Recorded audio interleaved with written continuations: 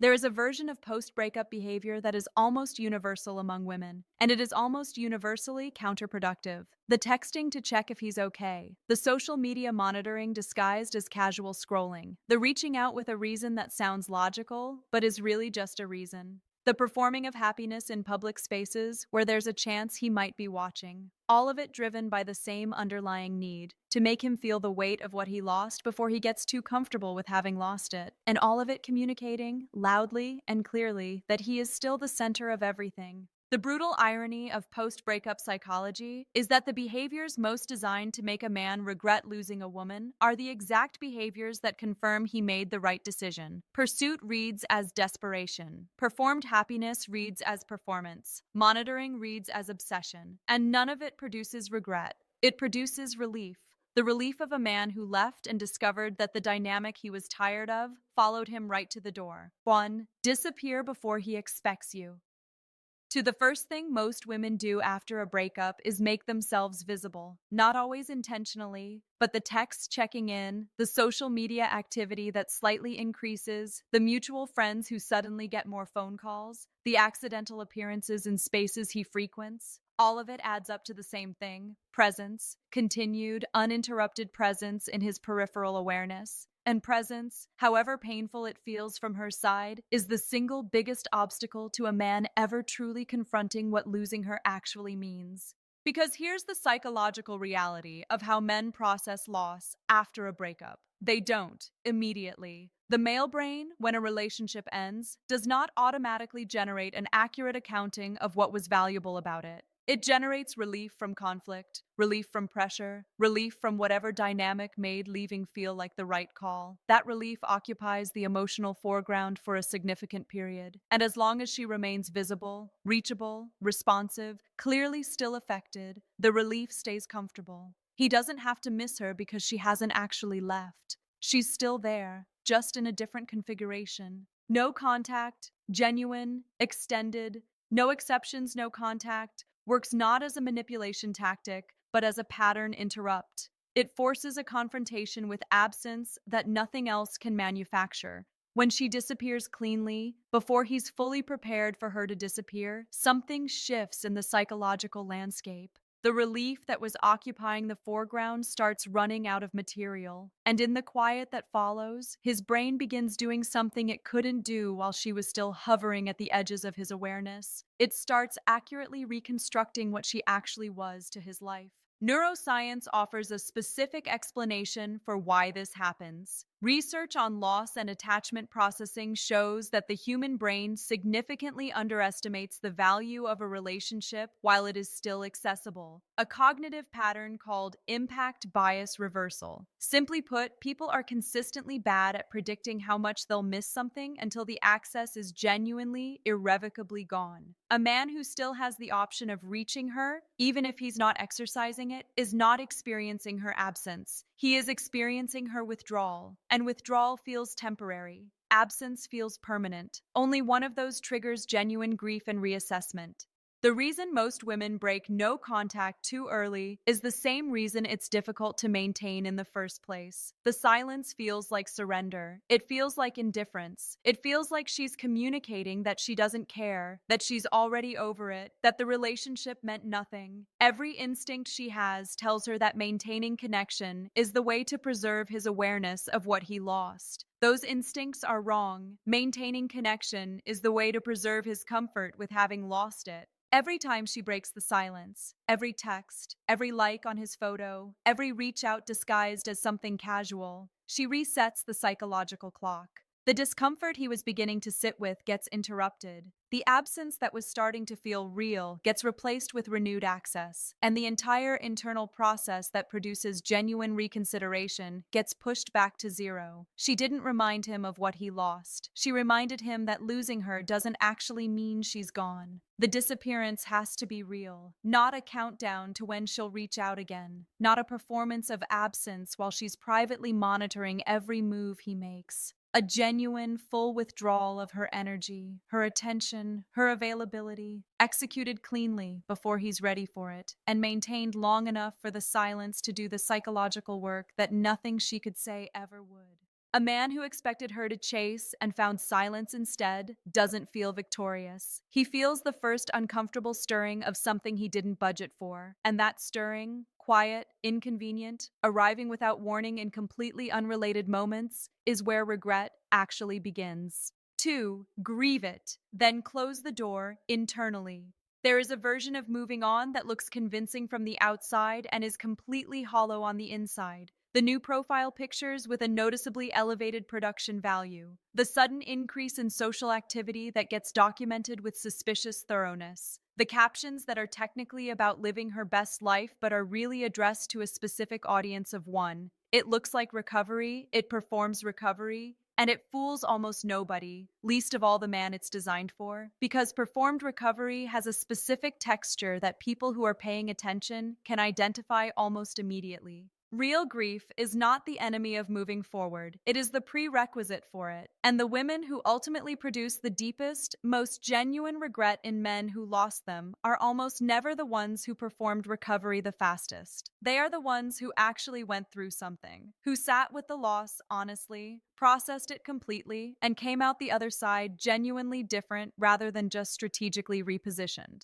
The psychology of grief in the context of romantic loss is specific and worth understanding clearly. When a relationship ends, the brain loses more than a person. It loses an entire projected future, a set of daily patterns, a neurochemical routine built around attachment to a specific individual. Oxytocin and dopamine systems that were calibrated around the relationship go into withdrawal. The result is not just sadness, it is a genuine neurochemical adjustment period that the brain needs to complete before it can recalibrate toward a new baseline. Suppressing that process, bypassing the grief through distraction, performance, or premature declarations of being fine, doesn't accelerate recovery. It delays it. The unprocessed grief goes underground and continues operating from there, influencing behavior in ways she can't fully control because she never fully acknowledged what she was carrying. The women who close the door internally, who actually grieve the relationship, extract what it taught them, and then genuinely release it, carry a completely different energy than the women who are still secretly hoping the door swings back open. And that difference in energy is not subtle, it is palpable. It shows up in how she talks about the relationship when it comes up, not with rehearsed indifference designed to seem unbothered, but with the genuine, settled calm of someone who processed something real and came out with clarity rather than bitterness. It shows up in whether she's living forward or living in reaction. It shows up in the quality of her presence, whether she's actually inhabiting her own life or still mentally occupying a relationship that ended. Men who encounter a woman who has genuinely closed the door internally experience something they are rarely prepared for. The specific discomfort of realizing that the emotional real estate they expected to still occupy has been cleared out and repurposed. As long as she was visibly grieving, visibly affected, visibly still processing, he remained central to her emotional world, even in his absence. Her continued pain was, uncomfortable as it sounds, a form of ongoing connection. It kept him relevant, but a woman who has genuinely moved through the grief and closed the door internally has done something far more final than anything she could say to him directly. She has removed him from the center of her emotional architecture. And a man who senses that removal, who reaches out or shows up expecting to find her still affected and instead encounters someone who is genuinely, settledly fine, experiences a recalibration that no amount of performed indifference could ever produce. Genuine closure is not pretending the relationship didn't matter. It's allowing it to have mattered fully, sitting with what it was, what it cost, what it taught, what it revealed about what she wants and doesn't want, and then making a deliberate internal choice to stop carrying it forward as an open wound. That process takes the time it takes. It cannot be rushed without leaving residue. But a woman who completes it honestly comes out the other side with something that is more attractive and more powerful than anything she had going into the relationship. She comes out as someone who cannot be destabilized by his presence, his absence, his opinions, or his regret. And that specific quality, that settled, unperformable groundedness, is the thing that makes a man who walked away look back and understand with complete clarity exactly what category of woman he was too comfortable to appreciate while he had her. 3. Rebuild your identity outside of him. There is a quiet theft that happens in most serious relationships. and it happens so gradually, so naturally, so wrapped in the warmth of genuine love and investment that most women don't notice it until the relationship ends, and they're standing in the wreckage trying to remember who they were before it started. The hobbies that got quietly shelved, the friendships that got slowly deprioritized, the personal ambitions that got backburnered because the relationship needed time and energy, and she gave it willingly because that's what love looks like when it's real. None of it was taken by force. All of it was surrendered voluntarily. And the result, by the time the relationship ends, is a woman who built so much of her daily identity around the relationship that losing it doesn't just feel like losing him, it feels like losing herself. That feeling, as disorienting as it is, contains the most important information she has access to in the immediate aftermath of a breakup. Because what she's actually experiencing is not just grief over him, it's the revelation of how much of herself she quietly traded away in the process of loving someone who didn't ultimately stay. And that revelation, as painful as it arrives, is the starting point for the most significant personal reconstruction she will ever do. Identity reconstruction post breakup is not a motivational concept. It is a specific, practical psychological process with measurable outcomes. And research on post relationship recovery consistently identifies the active reclamation of personal identity as the strongest predictor of both long term emotional well being and, somewhat counterintuitively, renewed attractiveness to high quality partners. A woman who comes back to herself fully after a relationship, who recovers her independent interests, her separate friendships, her personal goals, her individual sense of what makes her life meaningful, does not just feel better. She becomes fundamentally more magnetic because she stopped being a woman defined by a relationship and became, again, a woman defined by herself. The practical work of this looks specific. It starts with asking questions she may not have asked in a long time. What did she genuinely enjoy before the relationship reorganized her schedule around his preferences? What friendships did she allow to thin out because couple time consistently won the scheduling conflict? What personal ambition did she keep meaning to pursue but never quite prioritized because the relationship always had a more immediate need? What version of herself existed before she started unconsciously editing herself to fit more comfortably into his world? These questions are not comfortable. They reveal the shape of what was given away, but they also reveal exactly where to start taking it back. The recovery of identity is not about erasing the relationship from her history or pretending it didn't shape her. It shaped her. Some of that shaping was valuable, and she gets to keep it. But there is a difference between being shaped by an experience and being defined by its absence. A woman who allows a ended relationship to become the organizing fact of her identity, who becomes, in her own internal narrative, primarily the woman who lost that relationship, has handed a man who already left her a level of ongoing influence over her life that he did nothing to earn and everything to vacate. Taking that influence back looks like returning to the things that were hers before he arrived. The creative project that kept getting postponed, the fitness routine that got inconsistent when couple dinners started filling the calendar, the friendships that deserve more than the leftover time the relationship didn't consume, the career ambition that deserves the focus she was directing elsewhere. Each of these reclamations is individually small. Collectively, they rebuild something that the relationship quietly dismantled. A woman whose sense of self has its own foundation, independent of who she's with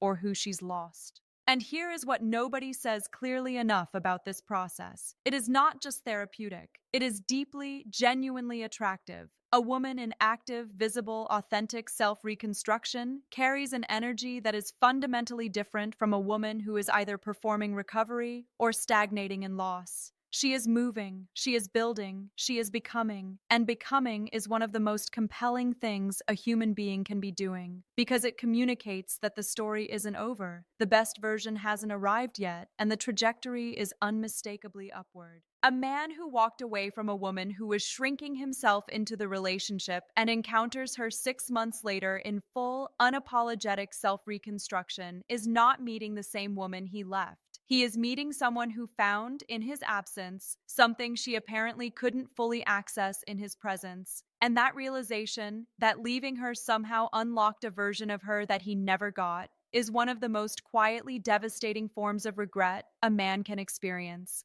4. Upgrade every area of your life. Visibly. There is a specific moment that happens in a man's post breakup psychology that most women never get to trigger because they're either too focused on getting him back to do what actually produces it, or they're doing the right things privately without letting them be visible enough to land. The moment happens when a man who left a woman encounters undeniable evidence that she is not just surviving his absence, she is genuinely, measurably, visibly better because of it. Not better in the performed, suspiciously well documented social media way. Better in the way that has texture and specificity and clearly took real work to produce. And something in his brain, confronted with that evidence, does a calculation he wasn't expecting to do. He starts wondering if he made an error. The psychology behind this is rooted in a well documented cognitive phenomenon called the contrast effect. The human brain's tendency to evaluate things not in absolute terms, but in comparison to a reference point. When a man ends a relationship, his brain establishes a reference point for her based on who she was when the relationship ended. Whatever version of her existed in those final months, stressed, overinvested, possibly diminished by the dynamic, becomes his working model. The woman he thinks he knows, the woman he's comfortable having walked away from. And as long as she stays consistent with that reference point, his decision feels validated. But when the reference point gets disrupted, when the woman he established a comfortable internal narrative about starts visibly exceeding that narrative in multiple dimensions simultaneously, the contrast effect activates. His brain cannot process the new information through the old framework. The story he told himself about why leaving was reasonable stops fitting the evidence in front of him. And the discomfort of that cognitive dissonance is the specific neurological experience that produces genuine regret rather than the vague, manageable guilt that fades quickly. The upgrades need to be real, and they need to span multiple areas simultaneously to produce the full psychological impact. Physical transformation is the most visible and therefore the most immediately impactful on his contrast effect. Not because her value was ever primarily physical, but because physical changes are undeniable and immediate. A woman who commits seriously to her health and fitness post breakup, who gets stronger, more energetic, more visibly thriving in her own body, is communicating something that goes beyond aesthetics. She is communicating discipline, self-investment, and the specific kind of self-respect that says she stopped organizing her energy around managing a relationship and started directing it toward herself. Professional and financial upgrades carry a different but equally significant psychological weight. A woman who pursues a promotion, launches something she'd been planning, increases her income, or builds something professionally meaningful in the period after a breakup is demonstrating that her ambition was never the relationships to contain, that she had more in her than the relationship had space for, that his absence didn't create a vacuum, it created bandwidth. And a man who watches a woman he left accelerate professionally while he remains stationary experiences a very specific flavor of regret that has nothing to do with jealousy and everything to do with the dawning realization that he may have been the limiting factor in an equation he thought he was upgrading by leaving. Social upgrades matter in ways that operate differently from the others. A woman who becomes more socially vibrant post breakup, who expands her friend group, attends more events, becomes more visible in spaces that matter to her, is dismantling one of the most comfortable assumptions a man makes after a breakup. The assumption that she'll contract, that losing the relationship will make her world smaller. Most men, consciously or not, expect the woman they left to become less social, less visible, less present in the world, because that contraction confirms the narrative that he was a central source of her life's fullness.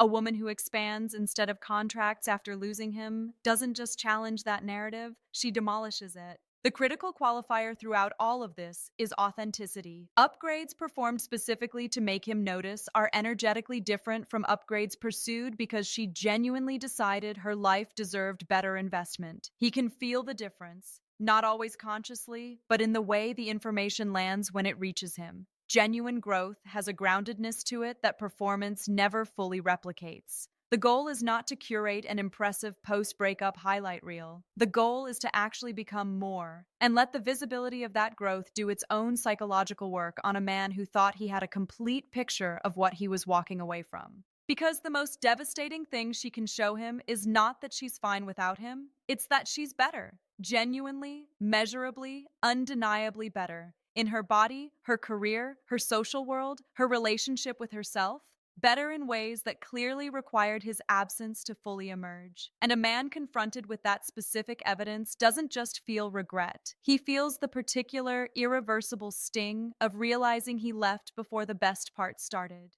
5. Let your social world expand loudly. Most post breakup advice tells women to focus inward. Heal quietly, work on yourself privately, keep the recovery personal and off the public radar until the transformation is complete. And while the internal work is absolutely non negotiable, everything covered in the previous parts of this video confirms that there is a dimension of post breakup recovery that private healing alone cannot produce. Because private healing, by definition, is invisible. And invisible growth, however real and however significant, cannot do the specific psychological work that only visible expansion can accomplish. This is not about performing happiness for an audience. It is about understanding that social visibility post-breakup is a psychological tool, one that operates through mechanisms that are completely independent of anything she says or does directly to him. The social world expanding loudly means she is out, she is present, she is laughing, she is connecting, she is being seen in spaces that matter, and the information is traveling through the networks they share without her sending it. That specific dynamic, when it operates at full capacity, does something to a man's post-breakup psychology that no amount of private self-improvement ever reaches. Male post-breakup psychology operates on a fairly predictable assumption in the immediate aftermath of a separation. He left, which means he held the active position in the dynamic. She was left, which means she holds the passive position.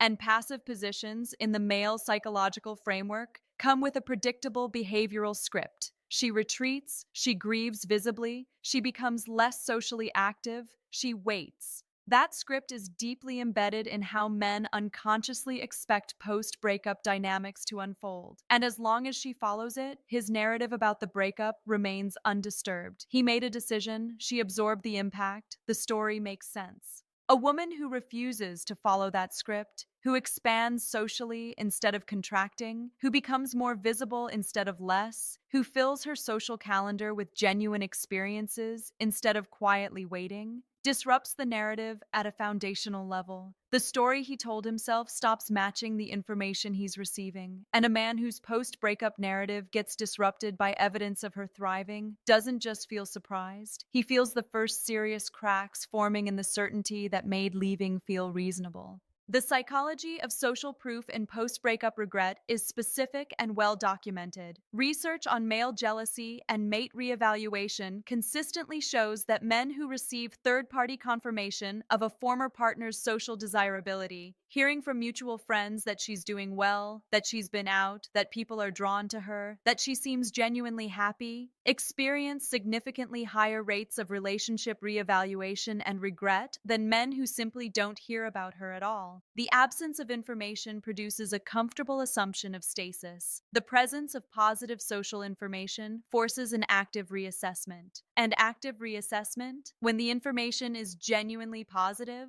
almost always produces some version of the question he was most comfortable not asking. What exactly did he walk away from? The expansion needs to be genuine to work at full psychological capacity. Forced social activity performed specifically to generate visible evidence of thriving reads to anyone paying close attention as exactly what it is. But a woman who actually reconnects with friendships that deserve more of her time, actually pursues social experiences she'd been postponing, actually shows up in spaces where she is genuinely welcomed and valued, that woman is not performing expansion. She is experiencing it. And the difference between performed and genuine expansion is visible in ways that are difficult to articulate but impossible to miss. There is something specific that happens when mutual friends start reporting back. Not because she asked them to, not because she's managing the information flow strategically, but simply because they genuinely have something positive to report. She was at an event and was the most magnetic person in the room. She's been traveling somewhere interesting. She looks different.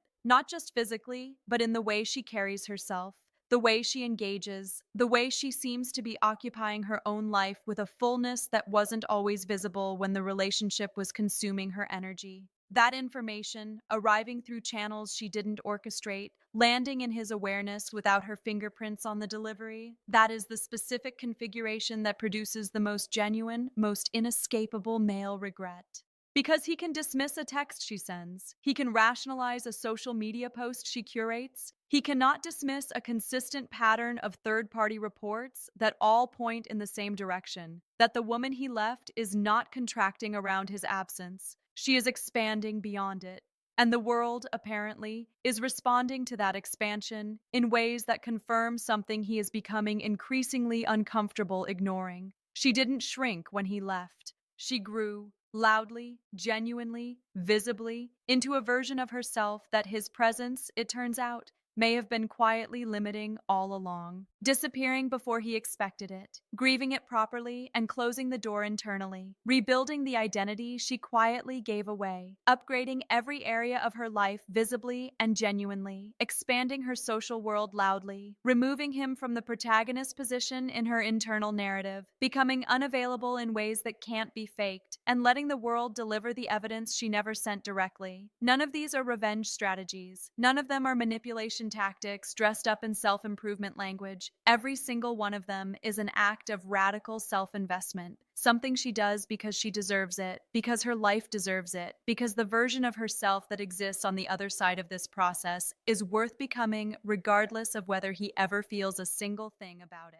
The regret, when it comes, is a byproduct, a side effect of a woman who decided that losing him was the last time she would lose herself in the process of losing someone. And that decision, made quietly, executed consistently, lived genuinely, produces something far more valuable than his regret. It produces her, fully, finally, without apology. If any part of this video landed somewhere real for you today, if something here named what you've been going through or showed you something you needed to see, drop it in the comments. Be specific about where you are in this process. This community reads every comment, and many receive personal responses because your healing and your growth genuinely matter here. If this gave you something real today, do something with it. Like it, share it with a woman who needs to hear this right now, and most importantly, subscribe to this channel. This is the kind of honest, psychology-backed content that keeps coming. And every single video is built to give you the clarity, the tools, and the perspective that creates real change in real relationships.